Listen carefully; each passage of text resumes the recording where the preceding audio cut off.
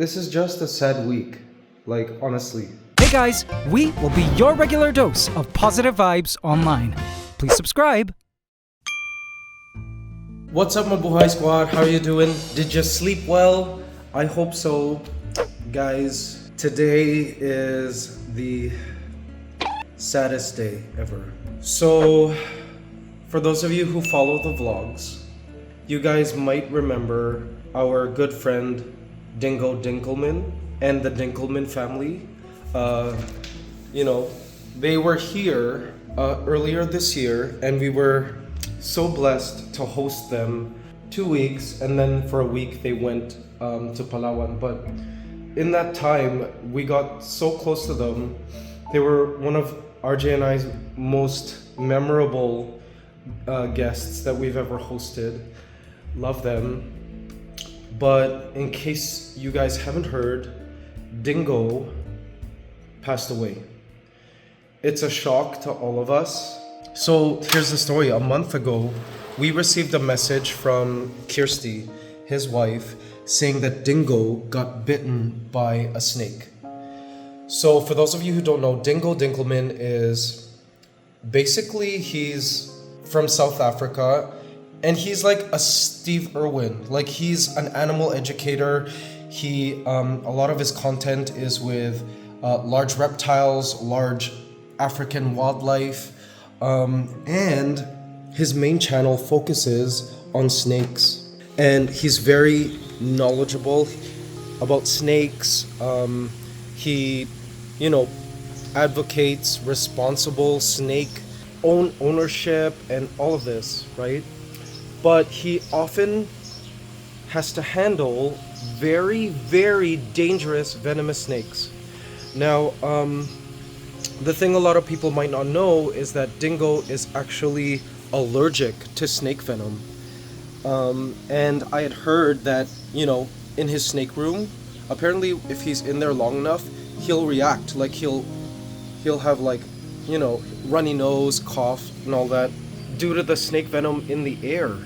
So he's very allergic. So he really puts his life on the line to create this content, to educate the world on, animals and snakes and all of this.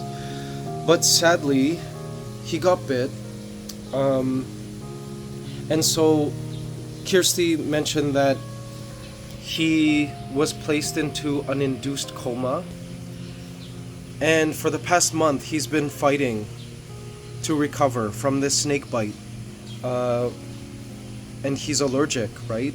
I believe it was a green mamba that bit him. But just last night at 1 a.m. in the morning, I, for some reason, looked at my phone. Like, I woke up and looked at my phone and read the message that Dingo had lost the battle. I am just at a loss of words. He was just such an awesome human being, guys. Like, I don't even know. He was, not only was he knowledgeable about animals and just an advocate for animals and nature, he was also such a family man. Like, the love Dingo had for his kids and for his wife was so inspiring. I remember thinking, man, you know what? When I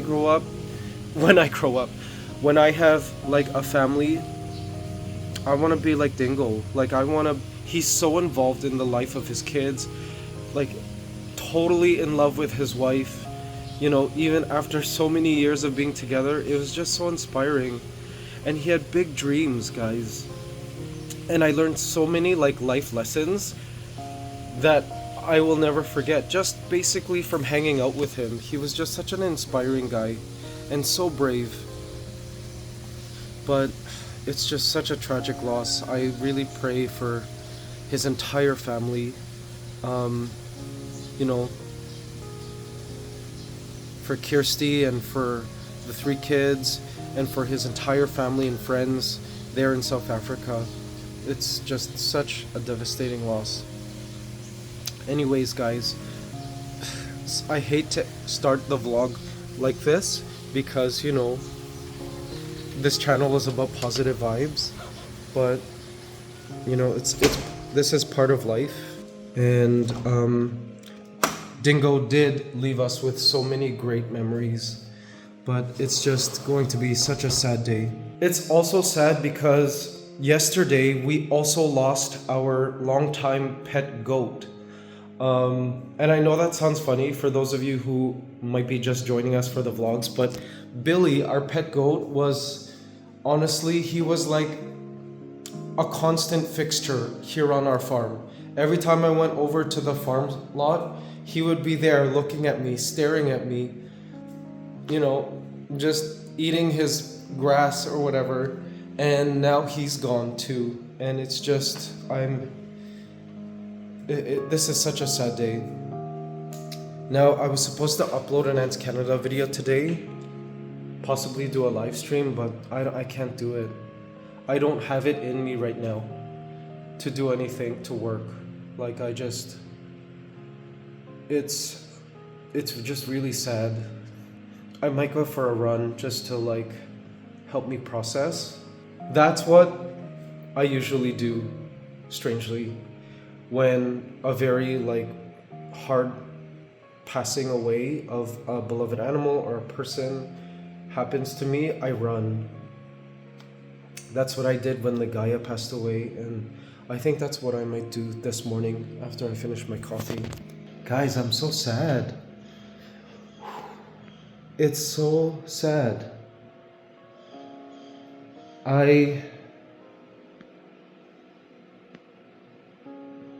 This is just a sad week, like honestly. Gosh, I don't get to feel emotions this intense as often at this point in my life. But it's just such a loss. I can only imagine what the family is going through right now, like the kids and stuff. They were so close. It's just so heartbreaking. But yeah, I don't know. I'm just complete loss of words. I'm gonna go for a run, guys.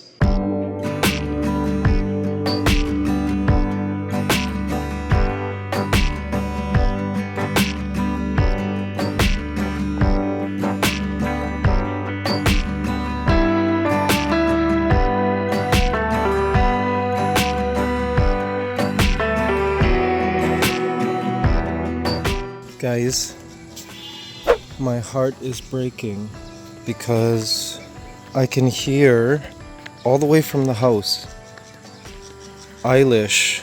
She's sad. I think she misses Billy. They were best friends.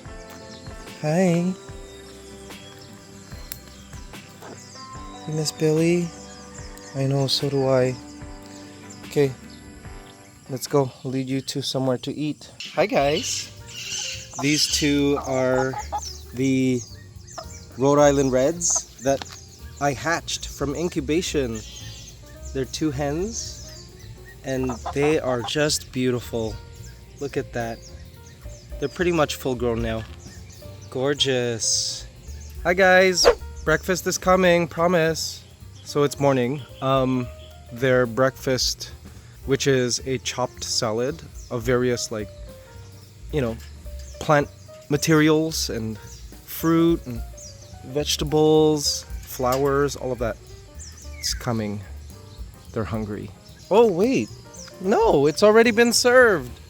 There it is. You guys are full. Okay, good. And yeah, they have had breakfast because look at that dirty beak. One of the blue napes has been eating. Gosh, so beautiful, the blue napes. Hi there. This is the red golden pheasant. Beautiful. More blue napes here. Hi guys. Yeah, they're totally enjoying breakfast. Oh, hey, that wasn't nice. But thankfully we have several feeding stations so that if these three musketeers decide to bully and hog the food, the birds can go visit any of the other stations. They also like to nibble on these fresh plants here. I'm causing the crimson bellieds to like follow me and they're chasing away the blue napes. So as you can see, these smaller parrots, the conures, are they're the alphas of the entire enclosure, even though they're much smaller than the blue napes. They're small birds with big personalities. Wow guys, this here is the mulberry. It is growing really tall now. This will become a tree. We've got other feeding stations there, another there, see? Another down there. You guys are so spoiled, you birds. People have offered us birds for adoption, and so far we've been saying no, but anytime we're ready we can accept parrots. Only thing is they would have to have they would need to be gradually introduced to the flock in here, because these 6 birds pretty much grew up together. In case you weren't here for the vlogs 2 years ago when we first got them, they lived in our indoor aviary, and you know they basically for several weeks were kept in separate cages, and then we essentially let the small birds go first. I don't remember, and then afterwards the large birds. And yeah, they're a big flock. Even though these 3 are the alpha and they bully the larger ones, they are still, I guess, bonded in a way. So if we were to get another parrot, first of all, they would need to be relatively the same size. I don't know if a macaw would be safe in here. The small ones might attack the macaw or the other way around. But we'll see. I don't know. It would have to be trial and error, really, because I've seen mixed aviaries before, and it really depends on the personality of the bird, of all the birds involved. But since moving these parrots outdoors, like truly outdoors, even though the indoor aviary has a mesh top, so it's essentially outdoors too. But here outdoors, where they have, you know, wind, the elements, sunlight, and you know, they could do laps. It's different for them. It's almost like they're at optimum health out here. Hey guys, you guys happy out here? There's lots of stimulation for them out here. Like, they just sit and watch the random animals all around, wild and our farm animals. They have a ton of foliage for them to pick at and nibble on, right? They're never bored out here. So this vine here, it's fully grown back because the last time my mom was here earlier this year, she totally cut it bald because of caterpillars. But guys, the caterpillars are back, you see? They will just keep coming back. I mean, Sonia from Sonia's Garden, a very popular garden resort here in the Philippines, you guys know Sonia. She said to just let the caterpillars pupate because eventually they will leave. So maybe we should just leave it. Let the caterpillars eat what they need. My mom argued that the caterpillars would move on to our crops, but based on my knowledge on lepidopterans, like butterflies and moths, most caterpillars are like very specific in terms of the host plant species on which the parents lay the eggs, because the caterpillars are very specific. Like maybe the caterpillars that are eating this vine are the same species every time. Like this is their favorite plant, and so they'll always just come here and they won't try our other plants. So guys, as you know, my dad is here. He's probably sleeping right now. I think he's still jet lagged all the way from Toronto. But as for my mom, she's gonna be here in December. That's gonna be interesting, having both my parents here for Christmas. I think that's the first time that's ever happened. Usually for Christmas, RJ and I will, well, if we're not here, for the holidays, we'll travel to another country and spend it in another country. So as for these holidays, not sure if we're gonna do it here. We might fly somewhere and bring my parents, we'll see. But speaking of my mom, as you guys know, my mom and my uncles and aunts from Toronto, they went on a Euro trip, like a pilgrimage Euro trip, where they visited all these like religious Catholic sites where Mother Mary appeared, sites where prominent Catholic figures and saints were from. And my mom has been forwarding me all like her videos of this trip. And I'm so happy that it seems like they're all having fun. Check it out.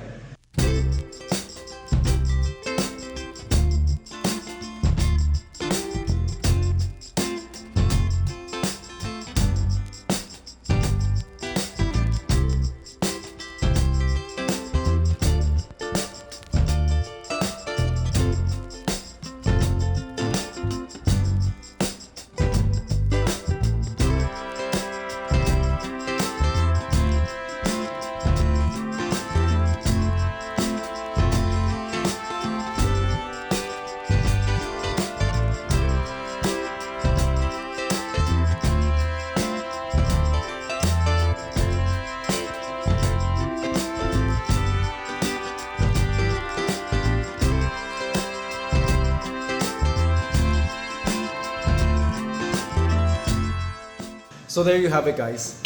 And you know what's funny? I told my mom, Mommy, I taught you in Vietnam how to use your front camera. Because like most of her videos are like in selfie mode with her back camera. And then she told me, no, they're for me. They're for my selfies. Meaning like she wanted to record the video to prove that she is at that place. Which to be fair, makes total sense. But I'm so glad the aunts and uncles enjoyed their trip through Portugal, Spain, Italy, and I forgot where else. But it was a long, like 3-week trip all around. That's pretty awesome. All right, guys. So for breakfast, going to be eating steak, egg, and talbos, which is sweet potato leaves, just collected from our farm lot. And these sweet potato leaves from our sweet potato patch was grown at the edge of the forest in our yard. So this is from our food forest. So it should be pretty high in nutrient content and minerals and vitamins and stuff. So I've started to eat breakfast again, because usually I would drink a coffee and then not eat till 2 p.m., 1 p.m. till I get hungry. I think they call that intermittent fasting, but I don't do it on purpose. It's just after a coffee, for some reason, I'm not hungry at all. But the problem with that tactic is I end up eating late, like my final meal at like 8 p.m. at night.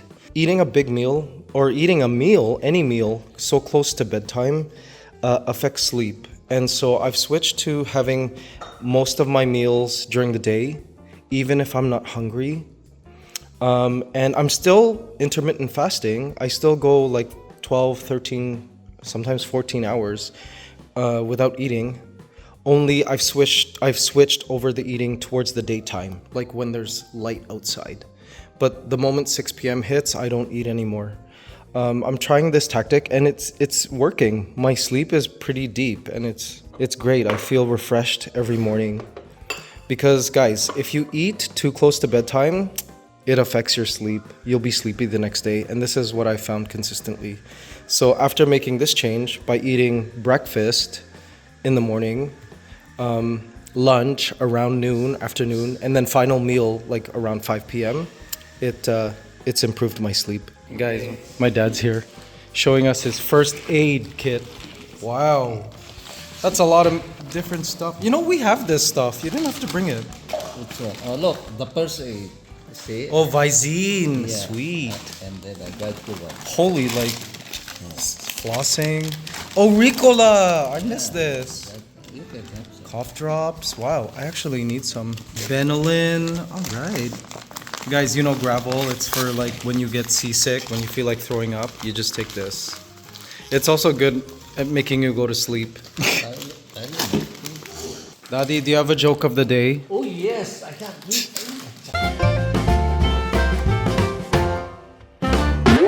Okay, what's your What joke do you of the call day? the sleeping bull? What do you call a sleeping bull? Bull. What? Yeah, the one with the Bulldozer. Bulldozer. Good one, guys. Daddy joke of the day. All right, guys. So, time for fruits. Look at this. This here is a papaya. We have some papaya growing on our side lot, but it's not ready to harvest. This we bought at the local market, so definitely organic. Probably grown in one of the nearby farms here. I'm so excited. Now, here's one thing I learned. These seeds, you can eat them, and they are good at destroying parasites in the gut, particularly worms. I am so paranoid about worms. I have no like phobias really. Like I'll touch spiders, insects, creepy crawlies, all of that. Not that afraid of heights, but I am afraid of worms. And even like the harmless earthworms, they freak me out. Like growing up in Canada, after it rained, I would always look up and not look at the sidewalk because the sidewalk was always covered in earthworms after a rainstorm. Ugh, gross. So I'm always paranoid that, you know, touching my hand in soil and stuff that I touch, you know, roundworms, tapeworm eggs, and, you know, I eat a lot of meat. So I now eat these seeds because they are good anti-parasite, anti-worm. Now, it's a little bitter when you chew the seeds. And surprisingly a little spicy. Like there's like a certain spicy kick to it. But, I mean, it's healthy. If you don't want to chew it, you can also just swallow it. But I want to chew it. Get all those chemicals. Those natural anti-worming chemicals. Yes, die worms, die. I don't want tapeworms. OMG. That would be a nightmare. And now time to enjoy the actual fruit. Oh yeah. I believe papaya is high in vitamin A. Alright guys, next, mangoes. Philippine mangoes, honestly, the best. Nothing like them. And I'm not just saying this, I know all tropical countries are like, we have the best mangoes. No, guys. Philippine mangoes, must. They are like our best fruit. Seriously. Oh, there's something about them. They're just like such a delicious sweetness. Ooh.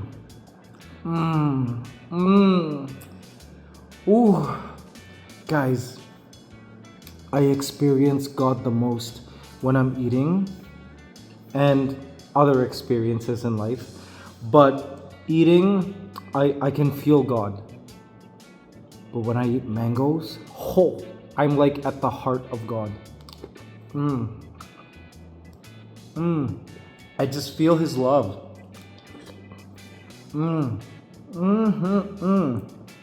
Mangoes. By the way, guys, it's now lunch. Got back from the gym, and RJ cooked this. It looks like broccoli, cabbage, and shrimp. All right. So healthy.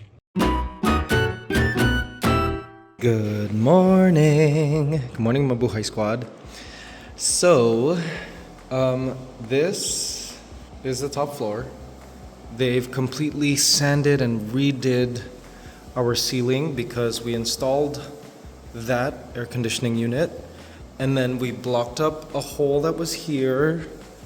I think they're still working. They're still working on blocking up that hole. They're also repainting all of these side walls here. That's all being redone just so it looks nice. So as you can see, our home is still undergoing like work. Just touch-ups, you know, making it really nice and beautiful like it used to be. There's the aviary. Oh, wow. Look at the size of this huge fly here. It's like a, what is that, a horse fly or something? It's huge. Let's see. Beautiful day today, this morning. I don't see the lizards though. Where are the lizards? I'm sure I'll find them at some point. Oh my guys, look. Wow. RJ and Ate Elsie were busy last night. We've pre-packaged all the Halloween candy because apparently kids have started to come around for Halloween. It'll be Halloween this weekend. Actually, no, it's in a couple days. It'll be Halloween in a couple days. And here in the Philippines, I mean, Halloween wasn't really a thing. People wouldn't go trick-or-treating. Kids would dress up and go to school in costume. But, you know, due to the internet, I guess like the tradition has been adopted now.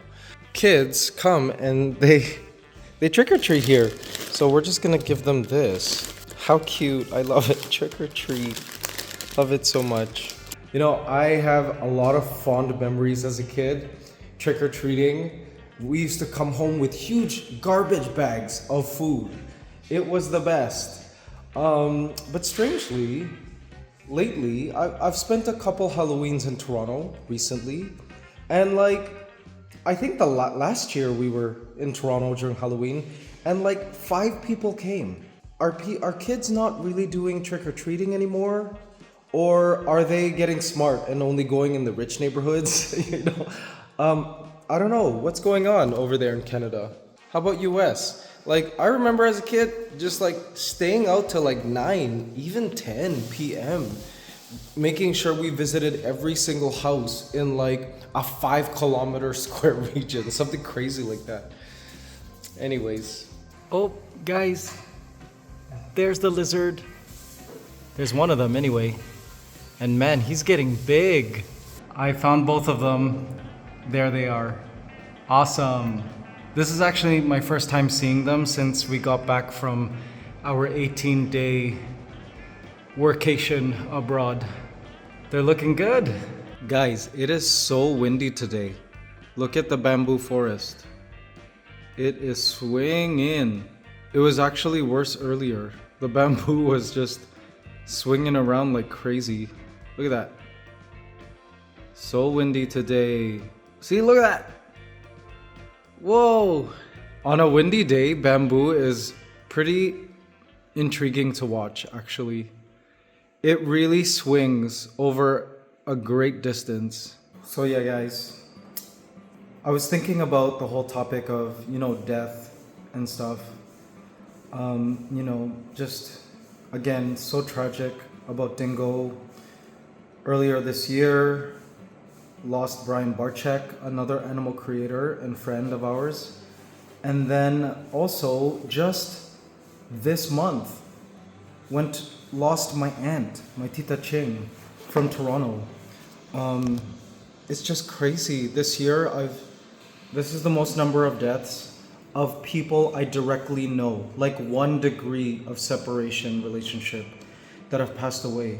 I think the only other time this has ever happened in my life was during pandemic when, you know, I had a couple of friends and a relative pass away from COVID. But it's just crazy.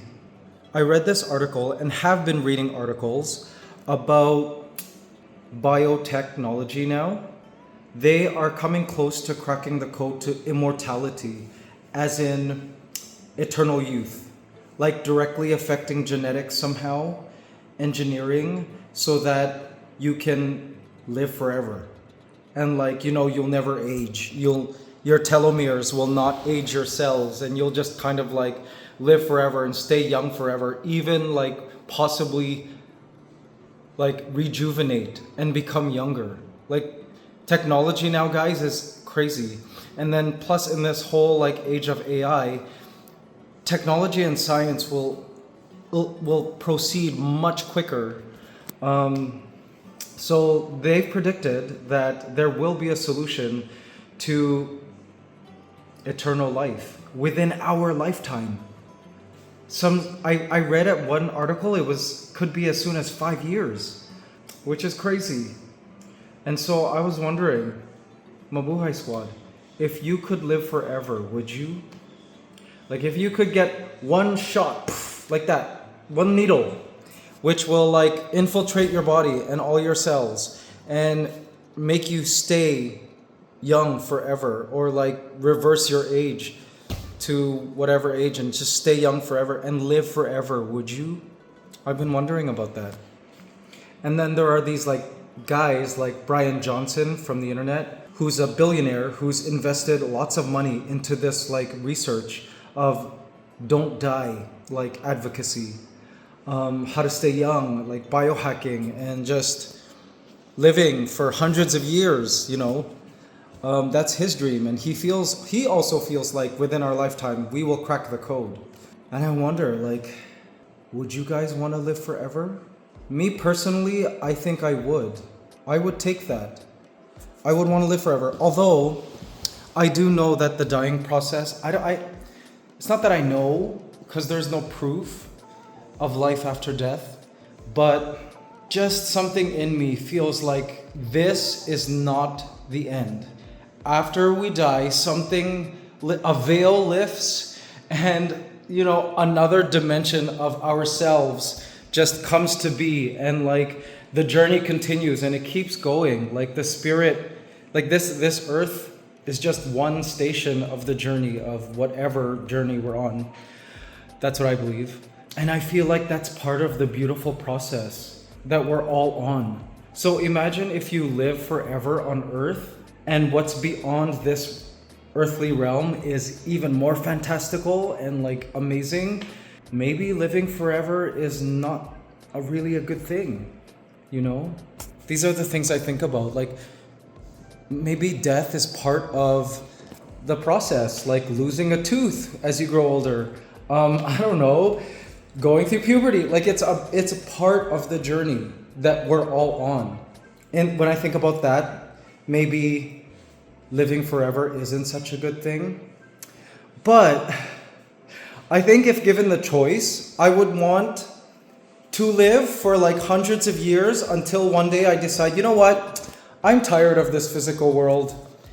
Give me the shot to make me age naturally, and then I will die naturally. I just want to see what's in the future. I'm just so curious, you know? Anyways, this is what I've been thinking about. Would you take the shot to live forever, Mabuhay Squad? Oh, forgot to mention that in terms of that biotech living forever, that's assuming you don't die of other causes like a car accident or even like disease. Because I don't think any shot that will alter your telomeres will fix, you know, clogged up arteries. You know what I mean? Like, you'll still get a heart attack. So if you were to like take the shot and live for hundreds of years, you still need to live a healthy lifestyle, I think. I think that's the catch. Like, you need to eat healthy, you need to exercise, etc. Good morning, Mabuhay Squad. How are you doing? Did you sleep well? I hope so. Guys, check this out. Oh man. So you know how it was windy yesterday? Apparently that was the effect of a storm blowing through. Hi, Rizalzis. I don't know if it rained. It looks like it did because the ground looks wet. But look, it blew down an entire tree. And holy, look at this bamboo. It's like now on our property. It's from our neighbor's yard. But look at the tree. It completely fell. And this is the tree that had fruit. Oh no. Uh-oh. I wonder if like this can still ripen and we could still eat it. It wasn't ready. But that's crazy. I'm glad this fell this way, because I don't know what would have happened if it fell that way. I mean, this whole structure here, this dog run, is very strong. But, like, compared to the weight of this, I don't know, it's hard to say. But yeah, so we're gonna chop this up. Our goat will eat some of these leaves and even the guinea pigs and stuff. Oh my god, there's a toad! Look at that cane toad! But although we've lost this tree, as you guys know, bananas are self-renewing, or maybe you don't know. I didn't know this before I moved to the tropics. The bananas are self-renewing. So see like these little, if you look there, that's a new banana tree. This one here is, there's like always new ones popping up, and like here's like a teenager tree right there. This one as well, that one there too. And they all eventually grow to be massive, like super big. And they each let out a bunch of bananas. And once this banana tree bears fruit and we harvest this, the whole tree will die. They only bear like one set of fruit. So after you cut off the bunch of bananas, you also have to chop down the tree. But sadly, like we were hoping this tree would still like be around long enough for the fruit to be ready. I think this fruit would have been ready in a couple of months, or probably 3 months, but we'll see. Maybe we could still collect this and it'll turn yellow. But yeah, so that's crazy that the wind blew this down. The dogs sleep way down there in like a little house, which is like kind of far from the banana trees, so I'm not afraid of the banana trees falling on them while they're sleeping. Right, Rizal? Overcast sky this morning. Not much wind. Everything is still. It really was just yesterday. Alright guys, so just going to spend the rest of the day working. Construction is continuing on our home, so a lot of noise, a lot of things going on. Appreciate you guys joining us on this constant journey, and my prayers and heartfelt condolences go out to the Dinkelmans and to really like the whole community who is feeling this loss. The animal community, I mean. Please do keep Dingo's family in your prayers, and I guess I'll see you guys in the next vlog. Love you guys so much, and be sure to hug your loved ones. And I'll end it at that. Subscribe to the channel, guys, because we will be your regular dose of positive vibes online. Love you. Bye.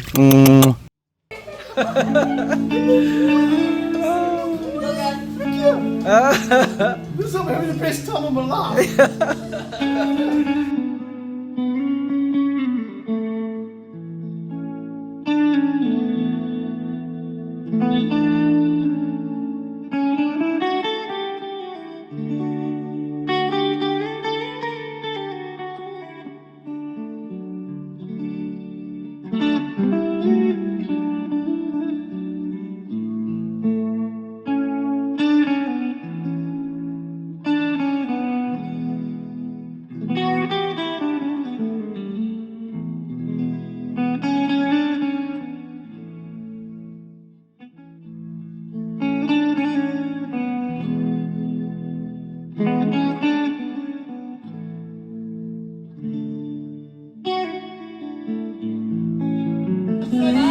Bye. We love you too.